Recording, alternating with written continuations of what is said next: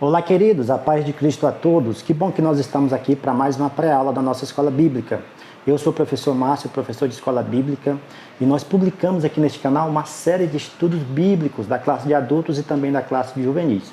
Agora, com estas oportunidades, nós também estamos publicando ainda, juntamente com esses estudos, dinâmicas para o melhor aprendizado dos nossos alunos. Nesta oportunidade, nós publicaremos aqui a lição número 10 da classe de juvenis, a qual vai tratar do tema Israel versus Judá, a divisão do reino.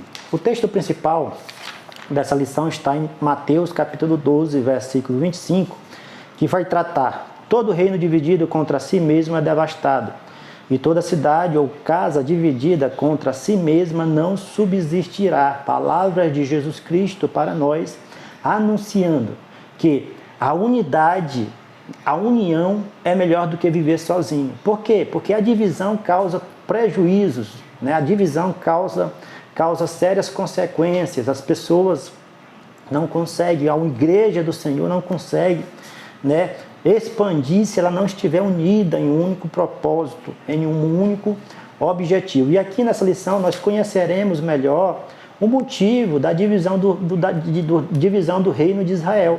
O reino de Israel, que outrora era unido, teve um momento que ele se dividiu, e nós entenderemos melhor um pouco a respeito dessa divisão. Nós apresentaremos nessa lição duas dinâmicas, né? Uma relacionada ao primeiro ponto da nossa lição e a outra relacionada aos dois últimos pontos dessa lição, para que os irmãos possam aplicar aí na sua sala de aula e fazer com que os alunos possam compreender melhor aquilo que será abordado nesta lição. O primeiro ponto dessa lição vai dizer o seguinte: a divisão do reino, o contexto da divisão. Apesar de Salomão ter sido sábio, isso não impediu de errar, sofrer oposição do povo. Ainda em seu governo, Jeroboão, filho de um dos seus homens de confiança, provocou uma revolta por causa dos elevados impostos. Então nós vemos aqui, meus queridos irmãos, que o inimigo ele se utiliza das nossas falhas, das nossas fraquezas, para que ele possa então agir, intervir contra ao nosso favor. Quando Salomão morre, né, o reino era unido, que era governado pelos três primeiros grandes reis, que foi Saul, Davi e Salomão. Todos três reinaram 40 anos enquanto o reino era unificado. Então, o último rei, Salomão, ele morre. Ele, então, é sepultado. O lugar do seu trono é ocupado pelo seu filho Roboão. E Roboão, então, recebe uma informação de que o povo estava murmurando, o povo estava reclamando das altas taxas, né, dos impostos elevados, a qual seu pai, Salomão, tinha colocado para o povo. E o povo, então, reclama, né, pede para Salomão diminuir a carga tributária. E Roboão, então, ele vai, meus queridos irmãos, pedir conselhos.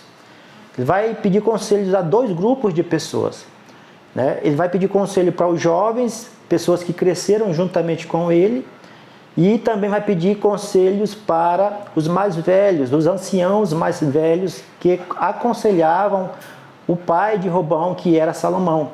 Ele pede conselho para os mais velhos dizem o seguinte: ouve a voz do povo, alivia a carga tributária deste povo, que este povo será servo teu, né?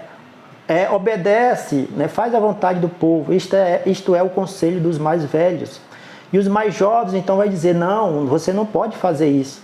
Você tem que provar, mostrar para este povo que o seu dedo mínimo é mais grosso que o lombo dos seus pais. Ou seja, em outras palavras, ele está dizendo que ele tinha que manter firmeza, ele tinha que manter aquilo que o seu pai tinha feito, que Salomão tinha feito há anos atrás. Ele tinha também que manter, ou até mais, e levar mais cargas ao povo. E aí o inimigo se utiliza disso. Jeroboão, né?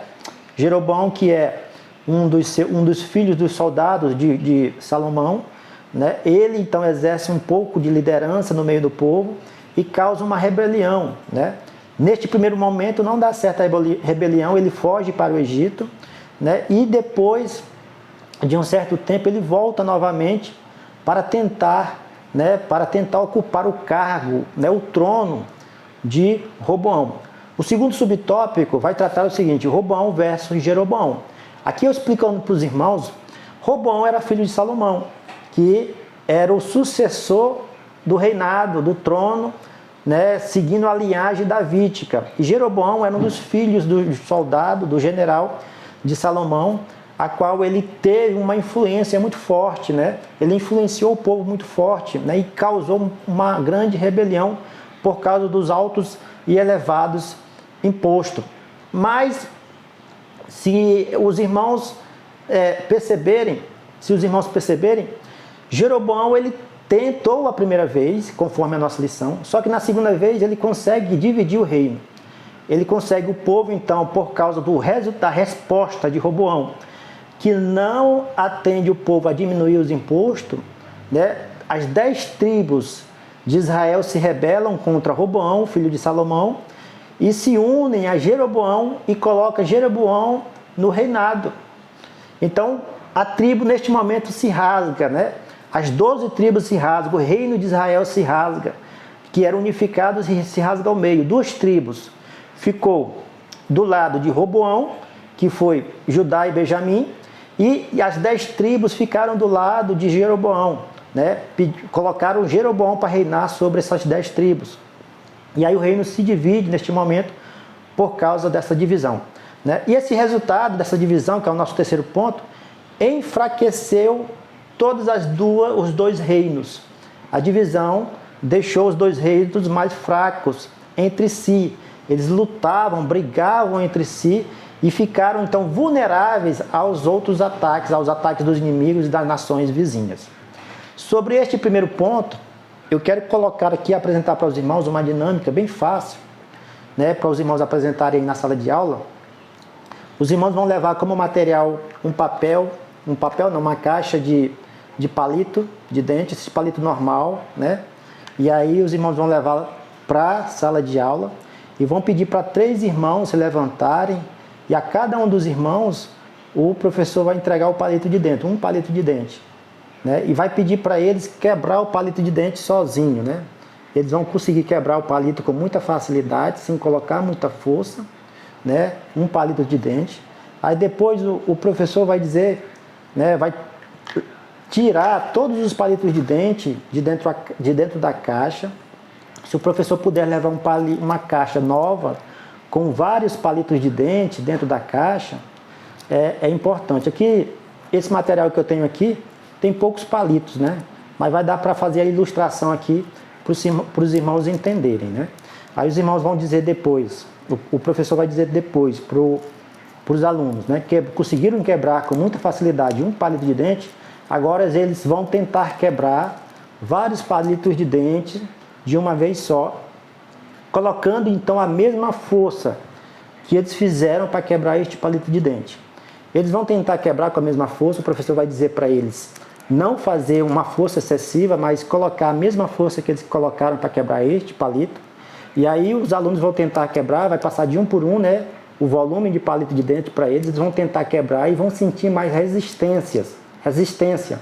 Vai sentir mais os palitos vão estar mais fortes. Eles não vão conseguir quebrar os palitos com a mesma força que eles quebraram um único palito. E aí o professor vai dizer para os irmãos se sentarem, né, os alunos se sentarem, aí ele vai fazer a aplicação. Ele vai dizer o seguinte, que um palito simboliza, representa o reino dividido. O reino dividido, ele é mais frágil, ele fica mais vulnerável, né? Ele não tem tanta força de criar um movimento, de se envolver, de trazer pessoas para perto dele. Uma pessoa só, um reino dividido, ele diminui a sua força bélica, o seu armamento, né, o seu poder de persuasão, ou seja, ele fica mais vulnerável, ele pode, né, se deixar de existir segundo as palavras do próprio Cristo, em Mateus 12, que é a nossa leitura principal desta lição. E a quantidade de palitos, vários palitos juntos, eles simbolizam o Reino Unido. que o Reino Unido ele tem mais resistência. Mesmo que ele sofra ataques com a mesma intensidade que o palito pequeno sofreu, ele se mantém firme, ele se mantém resistente, porque eles estão trabalhando em um único objetivo, eles estão trabalhando em um único propósito. As suas forças são maiores, né? A sua força bélica, os seus soldados, né? Eles estão caminhando para um único objetivo. E aqui, na igreja, é da mesma maneira. A igreja tem que se manter unida com o único objetivo de pregar o evangelho, de anunciar as boas novas de salvação, de ganhar almas para Cristo, né? Com o único propósito de levar o máximo de pessoas através da pregação e anunciar a Jesus para as pessoas ao céu. Este é o propósito da igreja de Cristo. Ser sal e luz deste mundo, ser resistente também ao dia mau, resistente àqueles que se levantam contra a igreja. Nós estamos vivendo os últimos tempos. Os irmãos sabem que agora na Ucrânia e na Rússia está tendo uma guerra neste exato momento. Aí, no momento que eu estou gravando, está no 6º dia de guerra.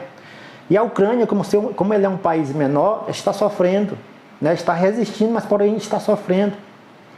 E precisa então de reforço para que ela possa então se defender, né? E aqui nós vemos também, fazemos uma analogia, uma comparação também com a igreja. A igreja precisa resistir o dia mal e estar unida para vencer todos os obstáculos, todas as ciladas do inimigo para os dias atuais. Tá bom? Ponto número 2 dessa lição, nós vamos tratar do seguinte. Nós vemos aqui que o reino se dividiu, e aqui o ponto número 2 e o número 3 vai tratar sobre os dois reinos, o reino do norte e o reino do sul. O reino antes era um único reino, apenas reino de Israel, né? Depois que ele se dividiu, ele se tornou reino do norte, que ali ficou 10 tribos, né? Reinando ali o seu rei Jeroboão, e reino do sul, que ficou com 2 tribos, e o rei do reino do sul é Roboão, filho de Salomão. As 10 tribos do norte, né? A política, primeiro subtópico deste segundo ponto, diz o seguinte: a política, as 10 tribos do norte tinham uma vantagem de fato de serem mais numerosos. As 10 tribos tinham mais pessoas, né, na questão política, né, tinha mais área, né, tinha mais pontos estratégicos. O reino do norte ele tinha, porque mais força, que eu falo mais força porque eles tinham mais gente que estava ao seu redor, né? Inclusive as mais importantes forças de água de todo o país. Porém, a devastagem de ambos agora era inimizade gerada, assim ficaria por um bom tempo, né? Eles tinham mais força, tinha mais pessoas, porém a inimizade que causou a divisão deixa uma brecha, deixa uma fragilidade no meio deles, né? Na questão política. O segundo subtópico vai tratar sobre a religião. Como é que era a religião do reino do norte? Jeroboão temia que o povo do norte, Israel, se ajuntasse ao povo do sul, de Judá, unicamente unificando novamente o reino e se levantasse contra o seu governo. Afinal, ele não era descendente de Davi. Jeroboão, ele temendo a união novamente do reino do norte com o reino do sul, ele então cria uma estratégia. Ele constrói então 2 centros de adoração, um em Betel e um em Dan. E estes centros de adoração não adoravam o único Deus, Criador dos céus e da terra, o Deus de Israel. E este centro de adoração adorava outros deuses. Ele temendo que o povo se juntasse novamente, fosse para Israel, para Judá, para o reino de Judá, reino do sul, adorar em Jerusalém, que ficou a capital religiosa do reino do sul, continuou em Jerusalém.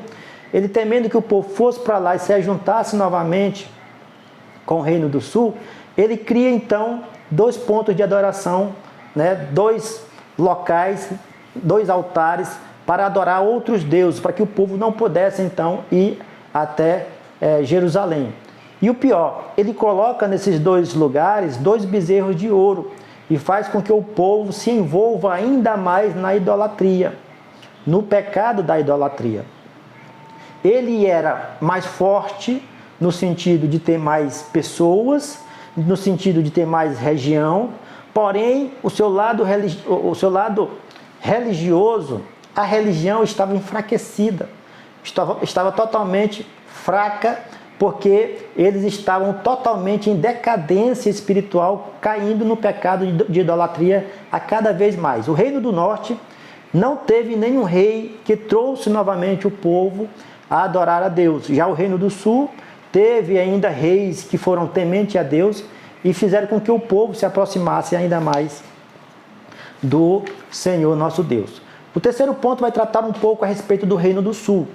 A política do Reino do Sul era o seguinte: o Reino do Sul também possuía as suas vantagens. Judá ficou com a cidade capital, que era Jerusalém, e também com um grandioso templo, projetado por Davi e edificado por Salomão. Ou seja, a religião, na questão política e religiosa, o Reino do Sul ele teve um pouco mais de vantagem no sentido de ter pontos principais que atraíssem o povo a adorar o único Deus Criador do céu e da terra. O Reino do Sul continuou com a sua capital, Jerusalém, diferente do Reino do Norte, que era Samaria. O Reino do Sul, ele teve também, continuou com o templo de Salomão, a qual foi edificado, projetado pelo pai Davi e concluído por Salomão, um centro de adoração, que também servia como um centro político daquele tempo. Já na questão religiosa, da questão da religião, Judá prosseguiu tendo muitos reis, alguns bons, temente a Deus, e outros nem tanto. Mesmo com Roboão, o povo aderiu à idolatria, conforme 1 Reis capítulo 14, versos 22 e 23. Na questão religiosa, Judá foi menos, podemos dizer assim, entre aspas, caiu menos em decadência, com relação ao Reino do Norte. Por quê? Porque no Reino do Sul ainda teve alguns reis que foram tementes a Deus, como por exemplo Joás, Ezequias, também, que trouxe também o povo a adorar a Deus, a reconhecer ao nosso Deus, Criador dos céus e da terra, o único Deus de Israel. E por causa disto, por causa destas coisas, o Senhor, ele também manteve, essa genealogia, manteve então a linhagem, da sua promessa davídica. Deus falou que rasgaria o reino, mas preservaria, um dos reinos, para que viesse através deste reino o nosso Senhor e Salvador Jesus Cristo. Olha só, meus irmãos, que interessante. O Reino do Sul, duas tribos ficaram no Reino do Sul, Judá e Benjamim. Judá, a tribo de Judá, nós sabemos que o Senhor Jesus, ele é da tribo de Judá. Ele é o leão da tribo de Judá. Então o Senhor preservou, o Reino do Sul, preservou a linhagem davídica para que o nosso Senhor e Salvador, o Messias, pudessem vir a esta terra. Então, no sentido religioso, o Reino do Sul foi muito mais próspero. O Reino do Sul fez alguma coisa que agradou o Senhor. Teve reis positivos, reis que temente a Deus, que trouxe o povo a um determinado momento a se entregar ao Deus Criador dos céus e da terra. Um ponto importante aqui que eu não posso deixar passar é que o Reino do Norte, ele foi levado para o cativeiro, O rei da Síria, em 722 a.C., invadiu o Reino do Norte, destruiu o Reino do Norte, e levou as 10 tribos como cativa para a Síria, Eles foram, e lá ele se desfez, O Reino do Norte não mais existiu. E o Reino do Sul ele também foi levado cativo. Ele foi levado cativo pela Babilônia. O rei Nabucodonosor entrou em Jerusalém e levou cativo, o Reino do Sul, em 586 a.C. Os irmãos sabem que o Reino do Norte, o Reino do Sul, ele foi a tática, a estratégia do rei Nabucodonosor em levar cativo foi diferente do Reino do Norte.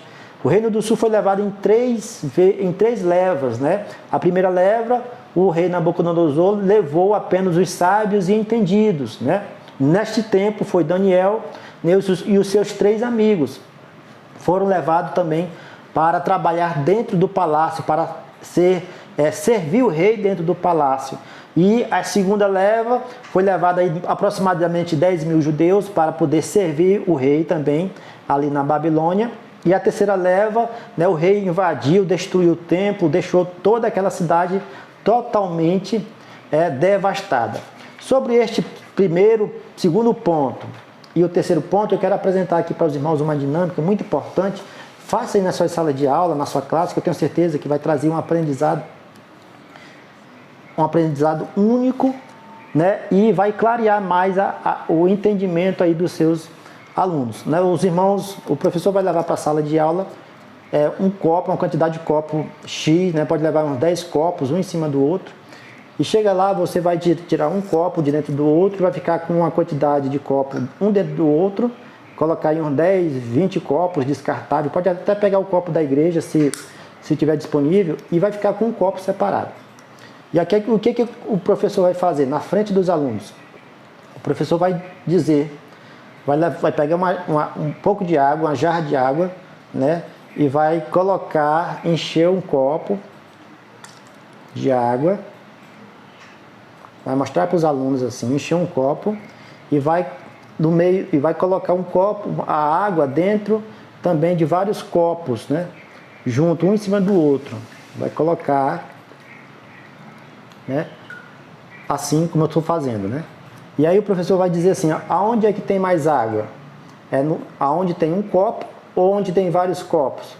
Aí os irmãos vão dizer, não, tem água nos dois, tem a mesma quantidade de água nos dois. Do mesmo jeito que tem em um só, tem também nesses copos aí, que estão um em cima do outro. Tem a mesma quantidade de água. E aí os irmãos vão dizer o seguinte, que a água, ela vai representar a qualidade. A água representa a qualidade. Tanto em um só reino, que tem menos pessoas, né? Em um só reino tem a quantidade de água que representa a qualidade, quanto no reino que tem mais pessoas também tem a mesma quantidade de água que é a qualidade. E aí os irmãos vão fazer a aplicação no sentido o seguinte, vai dizer assim, a água representa a qualidade. E aí o professor vai fazer uma pergunta para os irmãos, vai dizer o seguinte, o que é mais importante para o Senhor? Quantidade ou qualidade? Todos os dois copos, as duas apresentações têm a mesma quantidade de qualidade.